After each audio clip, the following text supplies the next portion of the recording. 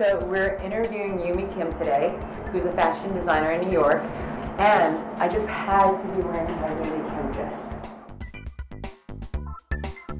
Okay, tell us about Yumi Kim. What's the mission? I started Yumi Kim in 2005, and when I started, I was just playing with the idea of starting a line, and eventually I kind of found myself along the way, and I realized my fascination for colors and prints. So one day you just woke up so you're 30 now, 25, you just woke up and said, I'm going to start a fashion line, and it happened? I moved to New York 2002, and I moved to New York with this dream. I wanted to go into fashion. What I'm going to do, I just know that I want to work in fashion. So if an opportunity presents itself, run with it. When was your first taste of success? My first taste of success, I would say, was when Lucky featured me in a magazine. And they had this section in the magazine for a while. It's called When to Watch, and they would feature new designers that are coming out, and for the magazines, like, watch out for these designers. They're going to be somebody one day. Or people want to know you. When they're buying a shirt, they're buying a dress, they want to know, like, who's this designer? What is she all about?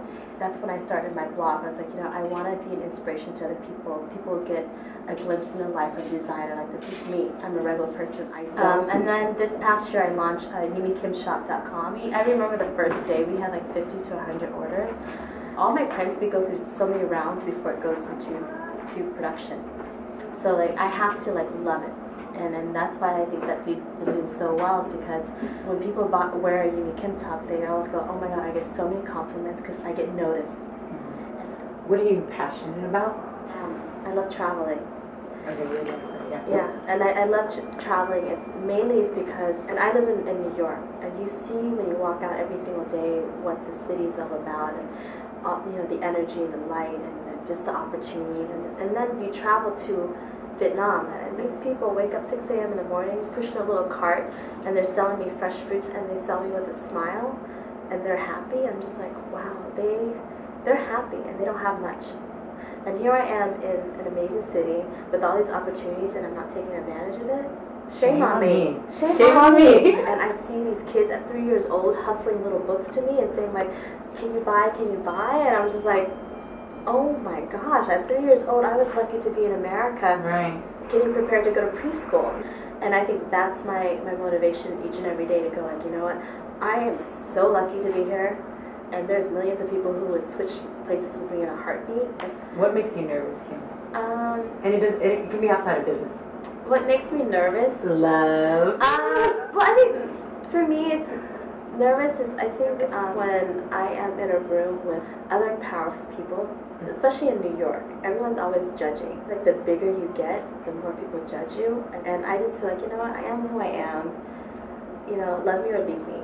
Right. And that's always been like me. Like, I'm not trying to pretend to be anyone else, because the moment you have to always try to be and try to impress other people, that's when you're not really yourself. Right. And I wake up every day going, like, I love my life, and that to me is success. Can you name a few celebrities that we might have seen where you're wearing? Paris Hilton's worn a lot of my stuff. Kim Kardashian. I had Rihanna.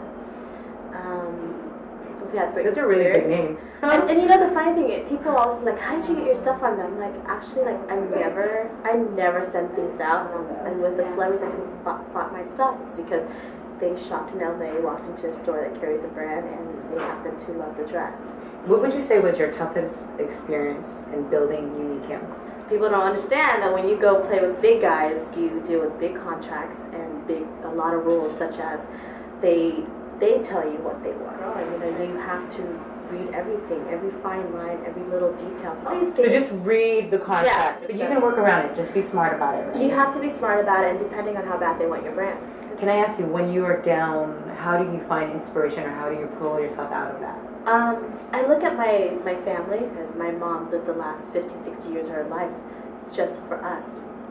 And, that's a big sacrifice. And that, to me, is, like, a big blessing. Because, like, I saw my mom sacrifice her life for her kids.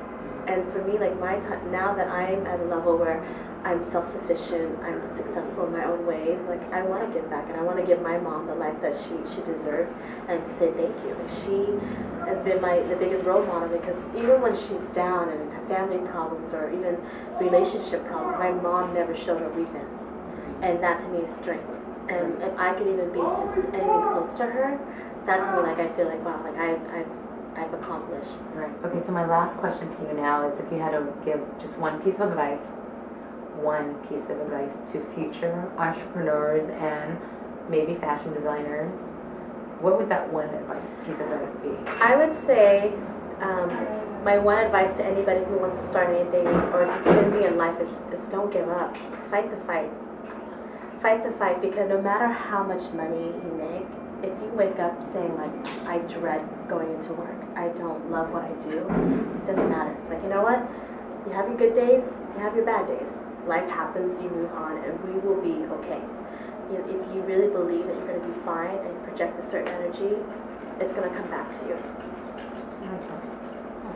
Thanks. You say that. Do you remember that? Wait, can you look at her? How is she? Perfect. Thank you. Yeah. I'm motivated. Results. Girl, you're part of the interview. Oh, sorry. I